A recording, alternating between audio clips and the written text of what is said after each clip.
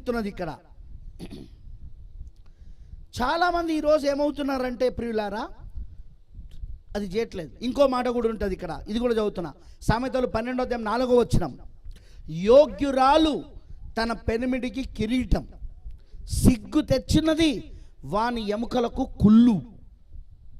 యోగ్యురాలు ఎవరిమే? యోగ్యురాలు అంటే జ్ఞానవంతురాలు, యోగ్యురాలు అంటే గుణవతిరాలు.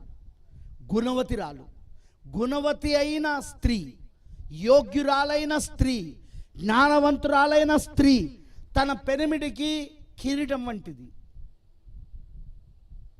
బా, అతని భార్య చాలా మంచిదిరా, అతని భార్య చాలా మంచిది. నిజం చెప్పాలంటే అతని భార్యను బట్టి నిజంగా అతను దేవునికి మహిమ చెల్లించాలా అని అంటారు. ఎందుకంటే నిజంగానే ఆమె అంత మర్యాద కలిగిన స్త్రీ, నిజంగానే ఆమె అంత యోగ్యురాలైన స్త్రీ, నిజంగానే ఆమె అంత జ్ఞానవంతురాలైన స్త్రీ. ఆమె జ్ఞానవంతురాలైన స్త్రీ, యోగ్యురాలైన స్త్రీ. ఆమె తన పెనిమిడికి కిరీటం వలె ఉంటుంది. ఆమె అదే సిగ్గు తెచ్చినది, భర్తకు సిగ్గు తెచ్చేది. అంటే ఆమె ప్రవర్తన వలన సిగ్గు.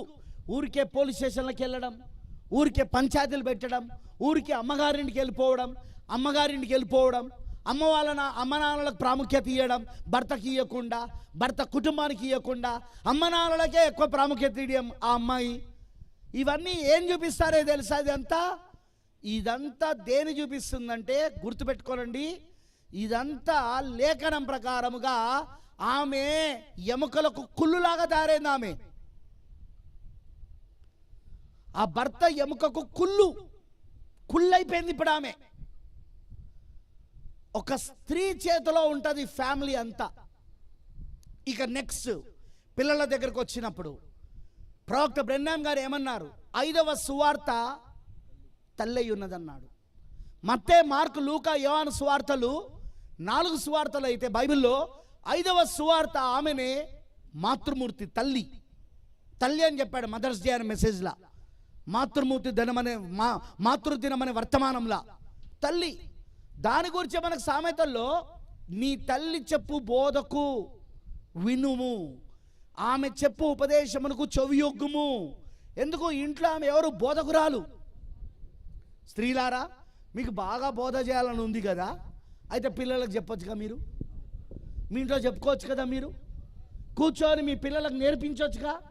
వాళ్ళకు వాక్యం నేర్పించడము, ప్రార్థన నేర్పించడము, కంఠద వాక్యం నేర్పించడము, ప్రవక్త చెప్పిన స్టోరీస్ చదివి ఆ స్టోరీస్ వాళ్ళకు వివరించడము చేయొచ్చుగా మీరు.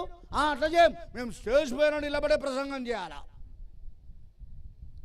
స్త్రీకి దేవుడిచ్చిన అతి గొప్ప స్థానము, భాగ్యం ఏంటంటే ఇంట్లో ఆమె ఉపదేశకురాలు, తల్లిదండ్రులకు. అందుకే